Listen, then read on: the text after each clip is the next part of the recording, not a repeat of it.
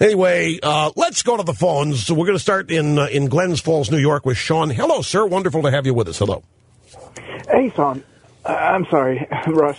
I keep hearing on TV and we just can't afford it, and the sacrifice is going to have to be shared. And I've got a decent memory. I remember just a couple months ago when we couldn't have increased taxes on the most wealthy, the people that have made more money over the last decade, over the last 40 years, really, than anyone else in America. Right.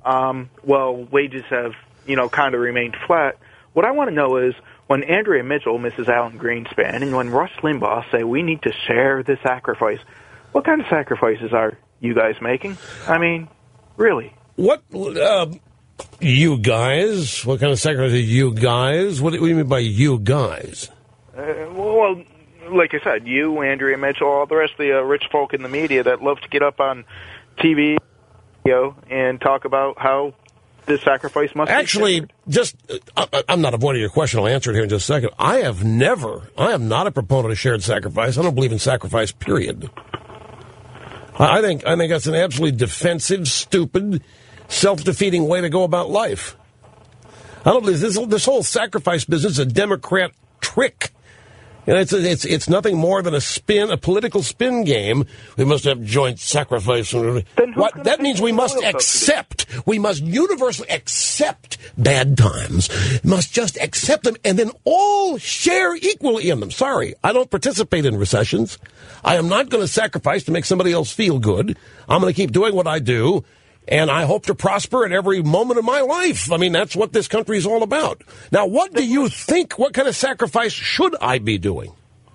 Well, I just want to know who's going to pay for the oil subsidies and who's going to pay for these wonderful wars you love so much.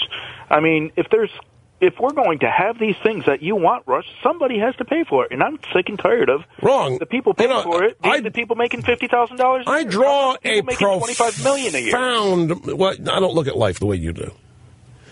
There's a reason somebody makes $25 million and a reason somebody makes $25,000. And it's not the guy who's making $25 million's fault.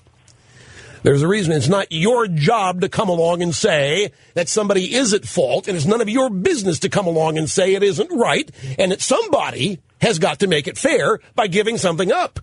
You are destined to fail in your own life if that's your attitude about success. That somebody's success is owing to somebody's misery, therefore the misery must be honored. Wrong-o, pal. Somebody in misery's got to be shown how to get out of it, not have it shared equally. So I've never understood about people on the left. Okay, so you have misery out there, but not everybody's feeling misery. Unfair. Solution? Make everybody miserable. Ergo, give us liberalism. It works. But sorry, I don't participate in it. What is this, wars that I love? I love a safe United States of America and people. I love a country willing to defend itself against those who would do us harm. And sadly, my friend, I'll tell you something when the next hour starts. Nobody fears this country anymore. 4 Americans killed from a hijacked yacht by Somali pirates. And what are we doing about it? We're worrying about the inequities of sacrifice in America. Nobody fears this country anymore. We've got the 5th Fleet in Bahrain. Doesn't stop what's going on.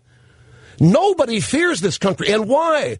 Because our esteemed leader is running around apologizing for this country and asking people to forgive us for that period in our past when people feared us. So nobody's afraid of us. They're monkeying around with our currency. They're monkeying around with their currency. The price of oil is skyrocketing. Homelessness is on the rise. People are being foreclosed on in this country left and right. And we have an administration that pledged to stop all this. And it's actually getting worse.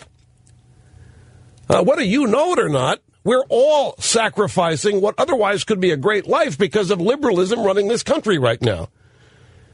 And of all the things you could call here and talk to me about and learn from, you're sidetracked on $25 million versus $25,000, and somehow it's unfair to spend money defending the country against people who want to kill.